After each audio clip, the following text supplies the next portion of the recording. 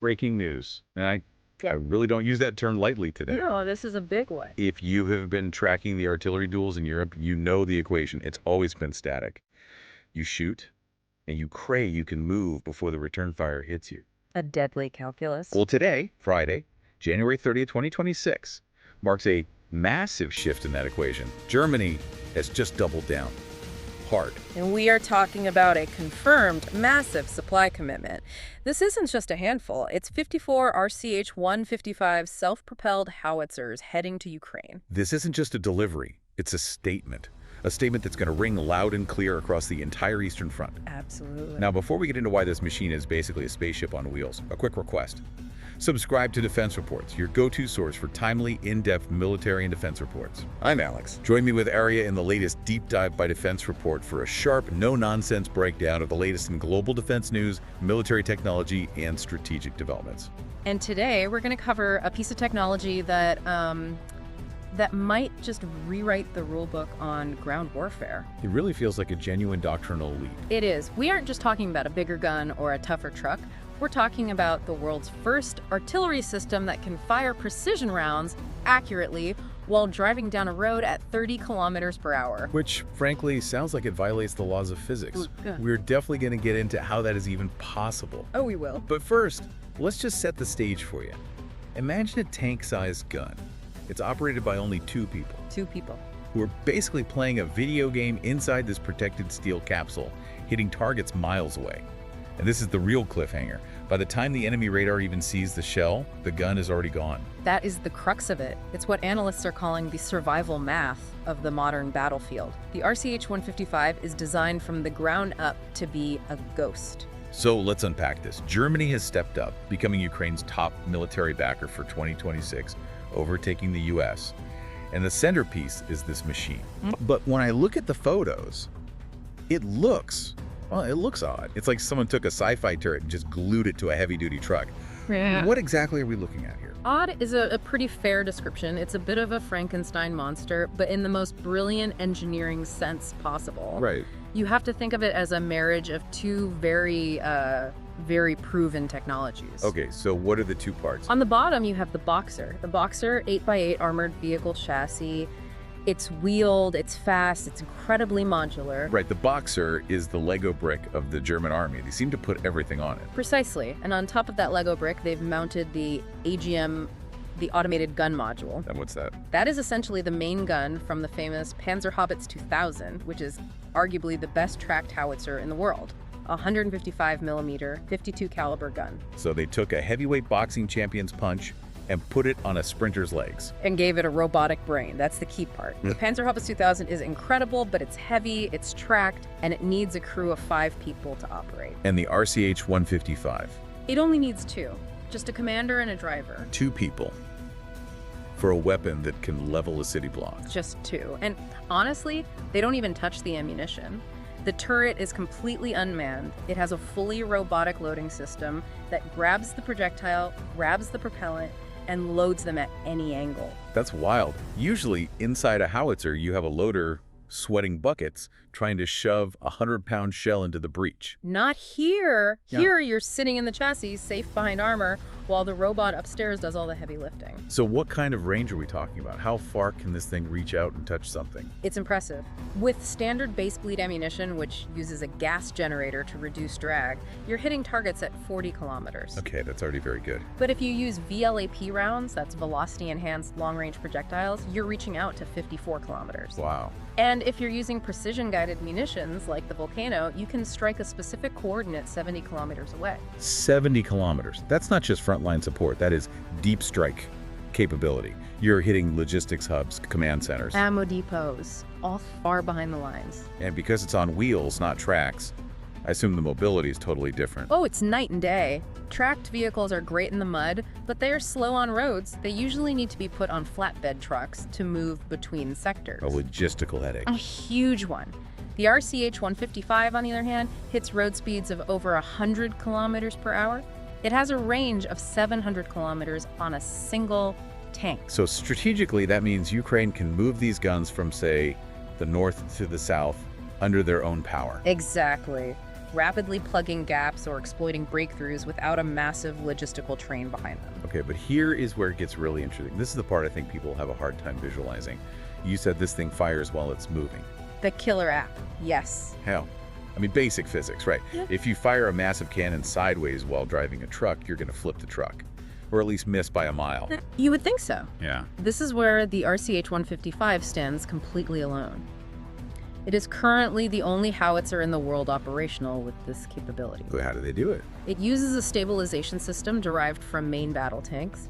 A fire control computer is constantly calculating the position of the vehicle, the unevenness of the terrain, the velocity, and it adjusts the barrel in real time. So the truck can be bouncing over a field, but the barrel stays locked on target. Perfectly locked on. And the computer only allows the gun to fire at the exact microsecond where the alignment is perfect. It's called gated firing. It never needs to stop. So no hydraulic legs or spades digging into the ground to brace it. None.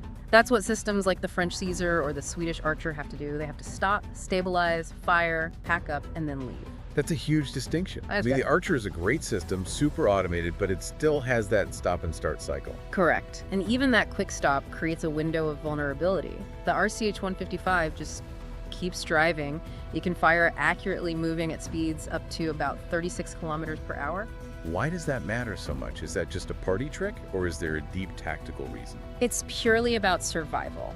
You have to look at the survival math in a drone-saturated environment like Ukraine. The battlefield has become totally transparent. Let's break that math down for everyone listening. Okay, so imagine you're an artillery crew. You fire a shot. The moment that shell leaves the barrel, enemy counter-battery radars, like the Russian Cobra system, they track the trajectory. So they know exactly where you are before your own shell even lands. Precisely.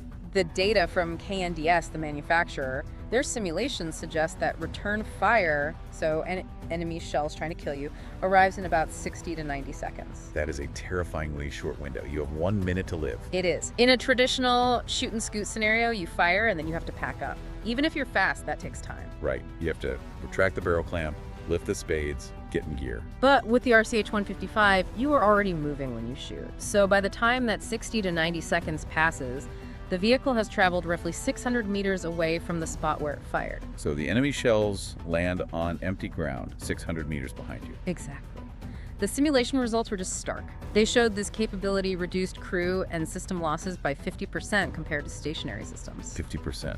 Oh. And I assume they could destroy more targets too. Significantly more, because they never have to stop firing to relocate. It's continuous pressure on the enemy. That is an absolute game changer. It basically makes traditional counter battery fire obsolete. You're chasing a ghost. You are. And for the Ukrainians who are often fighting outnumbered in terms of raw barrel count, this kind of survivability is just essential. It seems to fit perfectly into what people are calling the adaptation war in Ukraine. It does. Ukraine isn't just using old NATO surplus anymore. They are becoming the testing ground, the first users, for technology that didn't even exist in serial production when the war started. They are evolving faster than the opponent. Speaking of adaptation, let's talk about the software. Because this deal for 54 units, it didn't just happen overnight. The first unit was symbolically handed over back in January 2025. But we haven't seen them flooding the front lines instantly. So why the delay? That's the invisible work. Hardware is, well, it's almost useless without the right software integration. The delay was largely about marrying this German robot with Ukrainian brains, specifically their Kuravia system. Kropia, that translates to nettle, right? Yes, and it's Ukraine's own homegrown combat management system. The best analogy is to think of it like Uber for artillery. Okay, I like that. Explain. Well, in the old way of doing things, even the standard NATO way, a drone spots a target. The operator radios coordinates to a command post. That post radios the gunner. The gunner then has to manually type all those numbers into his computer. Which is slow and very prone to error. You mistype one number in the heat of battle, you miss the tank and hit a barn. Exactly. Kropyva automates all of that. The drone operator marks the target on a tablet. That data flows through the network, like Starlink, directly into the fire control computer of the RCH-155. So no radio chatter, no manual typing. None. The gun receives the data, it lays itself onto the target automatically, and the commander inside just has to approve the shot. A seamless sensor-to-shooter loop. That's the term. This integration was critical. KNDS spent most of 2025 working with Ukrainian programmers to make sure the German hardware could speak fluently with the Ukrainian network.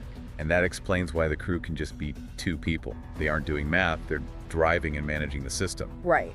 It allows them to focus on driving and, crucially, situational awareness. Because even if you can outrun artillery, you still have to worry about the other major threat. Drones. Drones, which brings us to the support vehicles, because artillery never works alone. I saw that alongside these 54 howitzers, Ukraine is getting 9 vehicles called the AT-30. Right, the AT-30, what is that? A command truck. It is, but this is another fascinating adaptation. Usually a battery command vehicle is just a truck with some radios in the back. The AT-30 is a beast. How so? It's built on the same Boxer chassis as the gun, but instead of a cannon, it has the turret from a Puma infantry fighting vehicle. A Kuma turret? Yeah. That's a 30mm autocannon. Why does the command truck need a 30mm cannon? Drone defense. The biggest threat to artillery in Ukraine right now isn't always other artillery. It's FPV drones and loitering munitions. Oh, so the command vehicle is also the bodyguard. Exactly. The artillery commander sits in this vehicle, assigning targets to the RCH-155s remotely. But at the same time, that 30mm cannon is looking up. It's scanning the sky. Looking up? Yes, and it's using airburst ammunition. The computer programs each bullet to explode at a precise distance. It creates a cloud of tungsten shrapnel in the sky, like a giant shotgun blast to shred incoming drones. That is incredibly smart. So you have the howitzers spread out, moving and shooting, and the commander is nearby in this heavily armored anti-drone fortress, conducting the orchestra and keeping the sky clear. It's a self-contained combat unit, designed specifically for the threats we see in Eastern Europe right now. It solves the problem of who protects the artillery. The artillery protects itself. So what does all this mean for the bigger picture? We started by saying Germany is doubling down. We have to look at the geopolitical context. By 2026, Germany has effectively become Ukraine's logistics backbone. This delivery of 54 units, that's 3 full artillery battalions, is a massive commitment worth nearly €1 billion. And it's not just Ukraine buying them, is it? No. The British Army is jumping on this too. The UK selected the RCH-155 to replace their old AS-90s, the ones they actually donated to Ukraine, and Germany is buying over 200 for themselves. But Ukraine is the starting customer. They are, and that's a unique position. Usually, major powers test weapons for a decade before exporting. Here, Ukraine gets them first. Which means they are shaping the development of the system. Absolutely. The feedback from Ukrainian crews training right now in Kassel and Adar Oberstein is being fed directly back into the production line. The software tweaks, the Kropiva integration, these are innovations driven by the brutal reality of the war. It really highlights how this conflict has shifted. It's no longer just about holding the line. It's about building a future force that is highly automated and networked. This is 21st century warfare in practice. I mean, you compare the RCH-155 to other systems. The French Caesar is fantastic, but the crew is often exposed. Right. The Swedish Archer is automated, but it has to stop. The RCH-155 offers the highest protection, the crew never leaves their armored capsule, and the highest automation. It's the gold standard, and Ukraine is leading the way. And with Germany and the UK both on board, it seems like this is going to become the standard NATO wheeled howitzer. It certainly looks that way, and for Ukraine, receiving these 54 units now in 2026 provides a credible overmatch capability. Being able to strike deep, move instantly, and network with your drones, it gives them an initiative that is very, very different. It's the evolution of shoot and scoot into something much more aggressive. It's almost drive-by artillery. Drive-by precision, I'd say. So as we wrap this up, what is the big takeaway? We covered robots, high-speed trucks, smart software. What's the aha moment? The aha moment for me is the shift in the role of the human. We're moving away from artillery as this, brute force trade where you're hauling shells and pulling lanyards. The RCH-155 turns the artilleryman into a system manager. The machine does the physics, the machine does the loading, the machine does the stabilization. The human is there to make tactical decisions and to survive. It's a technological leap that saves lives, both by keeping the crew under armor and by making sure they aren't there when the enemy shoots back. Exactly. And here's a final thought to leave you with. Okay. If we have a gun that loads itself, aims itself, and stabilizes itself while driving, and we have a command vehicle that controls it remotely, how long until we don't need the 2 crew members in the chassis at all? That's a very provocative thought. We're getting very close to fully unmanned artillery vehicles. You can imagine RCH-155 roaming the battlefield like autonomous hunter-killers, controlled by a commander miles away in a bunker, or even by an AI swarm. That technology is practically here. The RCH-155 is just the first step toward a completely robotic front. A terrifying and fascinating future, and one that is being written right now in the forests of the ocean. You've been listening to Defense Report by Alex and Aria, where we analyze the latest in military strategy, global defense, and advanced weaponry. And before you go, one last reminder. Subscribe to Defense Reports, your go-to source for timely, in-depth military and defense reports. We'll catch you next time.